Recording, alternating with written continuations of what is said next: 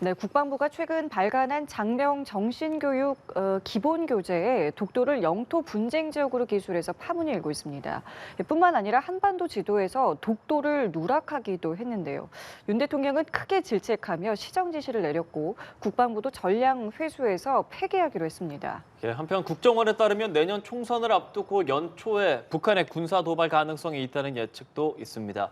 오늘 관련 내용들 김열수 한국군사문제연구원 안보전략실장 모시고 이야기 나눠보도록 하겠습니다. 실장님 어서 오십시오. 네, 안녕하세요. 네, 안녕하십니까. 예, 이 부분 좀 바로 짚어봐야 할 것 같습니다. 이 정신전력교육 기본교재에서 독도가 분쟁지다라고 기술되어 있는 이 부분, 실장님 좀 이 보도들 좀 접하시고 어떤 생각하셨습니까? 마음이 좀 많이 착잡하죠. 사실상 뭐 국민 여러분들께서도 다 아시겠지만 독도라고 하는 것은 법적으로, 지리적으로, 또 역사적으로 한국 고유의 영토고 또 독도에는 이 분쟁이라는 게 있을 수 없다라고 하는 것이 정부의 공식적인 입장이고 계속해서 그런 입장을 견지해 왔거든요. 물론 이제 일본은 여기에 대해서 다양하게 이제 의견을 제시하고는 있지만 지금까지 이제 그렇게 해왔던 것이 사실이고요. 그런데 사실상 이번에 이 정신전력 교재라고 하는 것이 뭐 군 내부용이긴 하지만 예. 그 내용을 보면 제가 볼 때는 내용에서도 문제가 있고 그 내용이 왜 이렇게 됐는가 그걸 보면은 결국 집필진에서도 문제도 있고 그리고 이제 이것을 결국 이제 감수를 하는 거잖아요. 네. 이 감수하는 이 세 가지 차원에서 다 문제가 발생한 게 아닌가 이런 생각을 하고요. 그렇다라고 하면은 이런 내용의 심각성이 있다는 것을 국방부 대변인도 알았을 텐데 그렇게 기자들이 질문했을 때 여기에 문제가 있습니다. 여기에 대해서는 좀 더 세부적으로 알아보고 조치를 하겠습니다고 얘기를 해야 되는데 예. 여기에 대해서 오히려 이게 주어를 좀 자세히 보시면 된다라고 얘기를 했단 말이죠. 네. 뭐 저는 이제 국제정치학자입니다. 그래서 뭐 국문학자가 아니지만 그래도 문해력은 있다라고 보거든요. 그래서 이제 그 내용을 읽어보면 그렇게 해석도 할 수는 있어요. 그러나 정무적인 시각이나 이것이 얼마나 휘발성이 강한 것인가를 만일 안다면 대변인이라고 하면 그 정도는 알아야 되잖아요. 안다면 이런 식으로 대답은 안 했을 거다라고 생각하고 대통령께서 비록 지시는 하셨지만 이것이 전량 회수 조치한 것은 잘한 일이다. 앞으로는 네. 뭐 이번 사태를 계기로 해서 이런 일이 안 생기기를 바랍니다. 일단은 뭐 총체적으로 조금 여러 네. 군데에서 좀 문제가 있었다고 그렇죠. 말씀해 주셨고 이제 차근차근 저희가 알아보아야 그렇죠. 될 텐데요. 일단은 이 기본 교재라는 게 이제 장병 정신전력 교육 기본 교재라고 하는데 이게 뭐 어떤 교재인 건가요? 그러니까 이제 장병들이 이제 교육을 할 때 훈련도 하지만은 정신 교육도 이제 하거든요. 그렇죠. 그러니까 정신 전력의 이제 일부로서 정신 교육을 하게 되는데 이 정신 교육을 하려면 무슨 교재가 있어야 그걸 가지고 교육을 하는 거잖아요. 결국은 이제 훈련이라고 하는 것은 다 야외에 나가서 이렇게 훈련을 하고 하는 건데 정신 교육이라는 것은 말 그대로 정말 정신 전력을 향상시키기 위해서 교육하는 거거든요.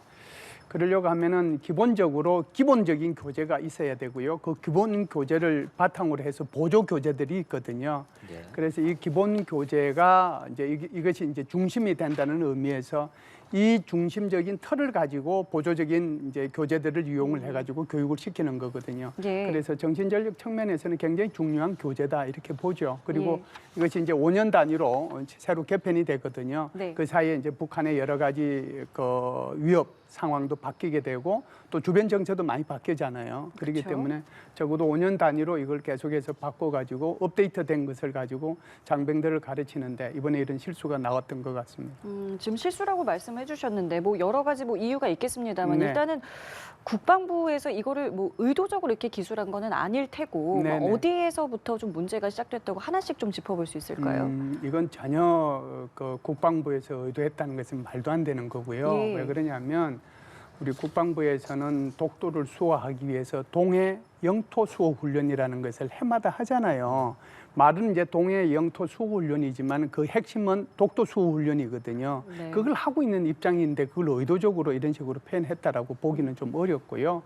제가 볼 때는 이제 집필진들이 과거에 비해서 5년 전에 집필진들에 비해서 오히려 군인들이 많이 좀 참여한 것 같습니다. 그래서 군인들이 아무래도 이제 정무적 감각은 조금 떨어진다고 봐야 되겠죠. 이것이 얼마나 이런 용어 하나 자체 그리고 문장 하나 자체가 가지고 있는 이 의미가 예. 외부적으로는 얼마나 큰 파장을 일으킬지에 대해서 크게 생각을 잘 못한 것 같습니다. 그러다 보니까 집필진 구성에 있어서 조금 과거처럼 외부의 그 교수님들이나 전문가들이 좀 많이 참여를 해서 집필을 했더라고 하면 예. 이것이 걸러지지 않았을까 이런 생각이 들고요.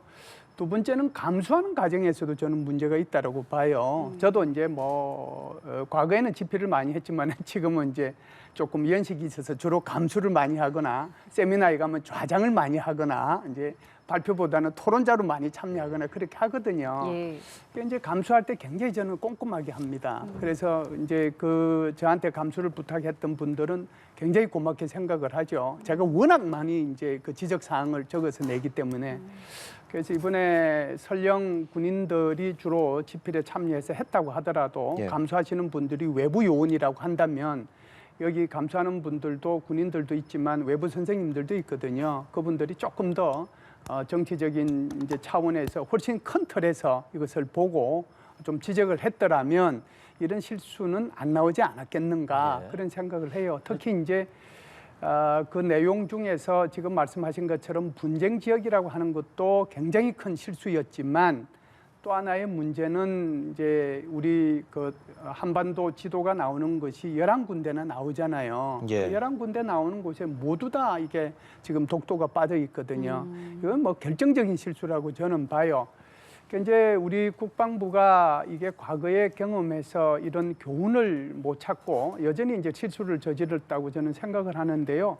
2004년도에 국방백서를 발행을 했습니다. 2004년도에 그러니까 네. 그때는 아마 김영삼 정부겠죠. 국방백서를 발행했을 때 그 국방백서에서 이게 독도가 빠져가지고 이게 논란이 됐거든요. 그래가지고 그 국방백서를 전부 다 회수했습니다. 물론 국방백서가 가지고 있는 그 문서의 그 위상하고 국군 정신교육 교재가 기본 교재가 가지고 있는 그 위상하고는 하늘과 땅 차이예요. 국방백서라고 하는 것은 대내용이기도 하지만 그것이 전부 다 영문으로 번역이 돼가지고 대외로 나가는 대외용이거든 하거든요. 거기에 빠져 있으니까 난리가 났던 거죠. 이게 20년 전에 있었단 말이죠. 예. 그 똑같은 실수를 비록 이제 국군 정신교육 기본 교재이긴 하지만 여기에도 그대로 실수가 또다시 반복됐다라고 하는 것은 조금 큰 실수였지 않는가 이런 생각을 합니다. 예. 여러 가지 실수에 대해서 짚어주셨는데 네. 결과적으로 처음 이게 쓰였던 그 지필로 다시 들어가 보면 네네. 왜 현역 군인들이 이번에는 집필했을까라는 의문이 당연히 좀 들거든요. 어떻게 생각해야 저도 됩니까? 그런 생각을 합니다. 아마 조금 급하게 이 정신전력 기본 교재를 작성해야 되겠다라고 생각을 하고 그걸 가지고 내년 1월 달부터 바로 이걸 교육을 좀 시행해야 되겠다라고 생각을 했던 것 같아요. 그래서 새로운 정부가 들어서서 벌써 1년 6개월, 7개월이 훨씬 이제 지나가고 있는데 시작을 했으면 작년도에 시작을 했어야 되는 거고요. 그 시작을 해서 올해 전반기에 충분히 이런 여러 번의 검토 과정을 거쳐서 이것을 이제 세미나 형식이든 감수 과정이든 그런 과정을 거쳐가지고 최종적으로 나와서야 되는데 아마 조금 늦게 집필을 시작했던 것 같고 그러다 보니까 군인 위주로 이렇게 집필을 시작하지 않았는가 이런 생각을 합니다. 예. 그리고 이제 아무래도 이제 군인들이 하다 보면은 이제 요구하는 대로 빠른 시간 내에 이제 뭐 예를 들어서 국가관이나 또는 뭐 군인 정신이나 이런 것들을 갖다가 쓸 수 있다라고 아마 생각을 했던 것 같습니다. 그 이번에- 짧은 생각이 결국 이런 실수로 나타났던 거죠. 그 이후에 그렇기 때문에 이제 감수의 중요성도 네, 말씀을 네. 해주셨는데 네. 이번에 이제 뭐 외교부를 비롯해서 이제 관련 부처에 자문을 구하지 않았다는 부분도 드러났는데 네. 그럼 이 역시도 아까 말씀하셨던 그 어떤 속도감 때문에 비롯된 걸까요? 이 부분은 조금 달리 생각을 해야 되는데요.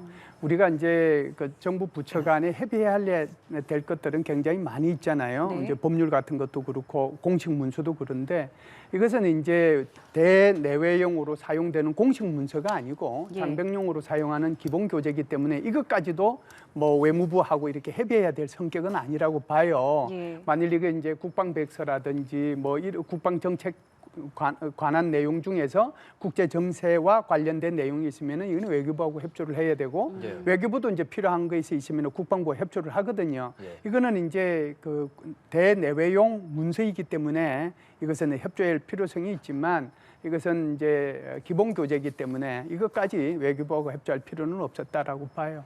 예. 아무래도 대통령 역시도 질책을 하고 좀 시정 조치를 내렸고 네네. 이 상황에 대해서 워낙 지금 많이 얘기가 나오고 있기 때문에 어떻게 이걸로 인한 어떤 그 실수에 대한 문책이라고 해야 할까요? 뭐 감사 뭐 이런 것들은 어떻게 진행될 거라고 보십니까? 우선 이제 감사 지시는 국방부 자체에서 내린 것 같아요. 내린 것 같은데 뭐 국방부에서 감사를 해도 좋고 좀 더 상위 기관에서 감사를 해도 좋고 뭐 저는 뭐 어떤 걸 해도 저는 좋다고 생각을 해요. 그러나 감사는 꼭 필요하다라고 하는 거고 그 감사 결과에 따라서 어디에서 무엇이 잘못됐는지 그 원인을 밝혀야 되는 거고 그 원인이 나오고 나면 뭐 나오기 전이라도 지금 드러난 이 문제점만 가지고서도 아마 우리 국방부 장관은 대국민 사과 성명을 발표해야 되지 않겠는가 그런 생각을 하고요. 그리고 이제 이 집필진을 구성하고 하는 데 있어 총책임자들 이런 것은 이제 감사를 통해 가지고 어디에 문제점이 다 드러나게 되면 거기에 책임져야 될 사람들은 그 책임을 저는 물어야 된다라고 생각을 해요. 이것이 그냥 단순히 아주 간단한 문제다 이렇게 생각하면 안 되거든요. 그래서 이 부분에 대해서는 국방부의 솔직한 그 반성과 그리고 대국민 사과와 그리고 이제 재발 방지에 대한 내용들이 총체적으로 포함된 그런 것들이 아마 감사가 되고 또 발표가 돼야 되지 않겠는가 이런 생각은 합니다. 네, 이 교재에 대해서 아까 언급하시기를 이제 5년에 이제 5년 만에 다시 만들어진 거라고 말씀을 하셨잖아요. 그렇죠. 그러면 이제 아까 말씀하신 것처럼 그 5년 사이에 많은 것들이 좀 바뀌었기 때문에 네. 방향성도 좀 바뀔 수가 있는 거고 네. 실제로 많이 좀 바뀌었습니까 이번에? 그렇죠. 5년 단위라고 하면은 5년 사이에 북한의 위협 같은 경우에는 어마무시하게 많이 바뀌었잖아요. 예. 뭐 상상을 할 수 없을 정도로 북한의 위협이 높아지고 북한 핵미사일 위협이 고도화되고 그리고 이제 북한의 국방력 소위 말하는 이제 군사력 건설과 관련된 분야가 차곡차곡 지금 진행되고 있어서 그 위협이 고도화되고 기술이 고조화되고 있고 그런 네. 상태거든요. 네. 그 내용들이 이제 다 바뀌어야 되는 거고 국제 정세를 보더라도 5년 전 같으면 트럼프 대통령 당시에 뭐 예를 들면 미국만 따지더라도 그런 정부였는데 지금은 바이든 정부로 바뀌었고 그러다 보면은 두 정부의 대외 정책이 달라질 수밖에 없고 그러다 보면은 이제 세계적인 이 정세 변화가 어떻게 이제 변화되고 있는지에 대한 그런 것들도 필요하거든요. 그래서 이게 뭐 제일 좋기는 이제 뭐 매년 바꾸면 좋은데 그렇게 못 바꾸니까 5년 단위로 바꾸는 거고 보조용 교재라고 하는 것이 바로 1년 단위로 바뀌고 있는 이런 것들에 대해서 이제 교육을 하거든요. 예. 그래서 주 교재를 중심으로 해서 보조 교재가 필요한 이유가 지속적으로 1년 단위로 정세가 바뀌고 북한의 위협이 바뀌고 있기 때문에 아니 오늘 교육을 시키는데 5년 전 북한 위협 걸 교육을 시키면 되겠어요. 네네. 그러니까 그런 차원에서 이게 교재의 그 뭐라고 할까요? 그 5년 단위의 교재 개편은 적절한 그런 주기다라고 저는 개인적으로 생각을 합니다. 이번 개편에 대해서 좀 찾아봤더니 보도자료 나온 네. 거 보니까 예. 첫 번째로 써놓은 게 이제 대적관 분야의 집중 보강, 북한 정권과 북한군은 우리의 적임을 명기한다라는 내용이 바로 쓰여져 있더라고요. 아무래도 네네. 이 안보관을 대적관으로 바꾸는 이 부분에 좀 집중해서 이번 개편이 이루어지려고 했었던 거겠죠? 예, 아무래도 이제 지금 교재는 크게 세 파트로 나눠져 있어요. 국가관, 안보관, 그리고 군인 정신 이렇게 나눠져 있는데 그 안보관을 이제 중점적으로 이제 대적관에 초점을 맞춘 거죠. 그래서 북한의 그 군과 정권은 어떻게 볼 것이냐 여기에 대한 규정이거든요. 한번 이제 저희가 생각해 보면 이거는 아무래도 이제 여당과 야당의 생각이 좀 차이가 날 수 있을 거고 보수 정부와 진보 정부의 생각이 좀 차이가 날 수는 있지만 저는 국방대학교 교수를 오랫동안 했고 그리고 국방대학교 안보문제연구소장을 지낸 사람으로서 제 생각은 이렇습니다. 국방부는 국방부가 해야 할 일을 해야 하고요. 통일부는 통일부가 해야 할 일을 해야 하고요. 외교부는 외교부가 해야 할 일을 해야 된다고 생각해요. 국정원은 국정원이 해야 할 일을 생각해야 하고요. 그런 차원에서 보면 국방부는 북한 정권과 북한 군은 우리의 적이다라고 규정하는 것은 맞다라고 봅니다. 통일부 같은 경우는 생각이 달라지겠죠. 그것은 한민족을 훨씬 더 이제 강조를 해야 될 거고 민족 화해를 얘기해야 될 거고 예. 이것은 자기가 어느 부처에 속해 있느냐에 있어서 따라서 달라지거든요. 국방부가 통일부를 대신해서도 안 되는 거고 통일부가 국방부를 대신해서도 저는 안 된다라고 생각을 하거든요. 그런 차원에서 보면 이 북한 군과 그리고 북한 정권을 어떻게 규정하느냐 하는 것은 대단히 중요하다고 생각하고 제 개인 생각으로는 북한 군과 북한 정권은 북한 주민과 분리해서 북한 주민은 우리가 감싸 안아야 할 대상이지만 북한 군과 정권은 우리의 적이다라고 규정을 해서 장병들한테 교육을 시키는 것이 맞다라고 저는 생각을 합니다. 예, 그러면은 이번에는 이제 북한 관련 현안도 좀 여쭤보겠습니다. 네네. 일단은 뭐 당장 다음 주가 새해고요. 이제 네네. 북한이 새해에 군사 도발 가능성이 높다라고 이제 국정원이 발표한 상황인데요. 네네. 네. 뭐 어떤 움직임들을 저희가 좀 생각을 해볼 수 있겠습니까? 이미 이제 그 26일부터죠. 26일부터 노동당 중앙위원회 전원회의가 지금 진행이 되고 있고 이게 아마 31일까지 진행이 되고 나면은 그 갤론 파트를 가지고 아마 내년도 1월 1일 신년사를 대체할 내용을 김정은이가 발표하게 될 겁니다. 예. 그렇게 되면 그것이 이제 2019년 이후에 이제 쭉 이런 경향을 보여왔는데 그 전에 이제 신년사를 대체하는 것이 되는 거죠. 그 지금 이제 흘러나오는 얘기 그리고 이제 노동신문을 통해서 나오는 얘기들을 보면 북한은 지금 이제 남한에 대해서 큰 파장을 일으킬 수 있는 방안을 이제 마련을 해라라고 이제 측근들한테 지시했다라고 하는 것을 어제 국정원에 이제 첩보 개념으로 이걸 발표를 한 거거든요.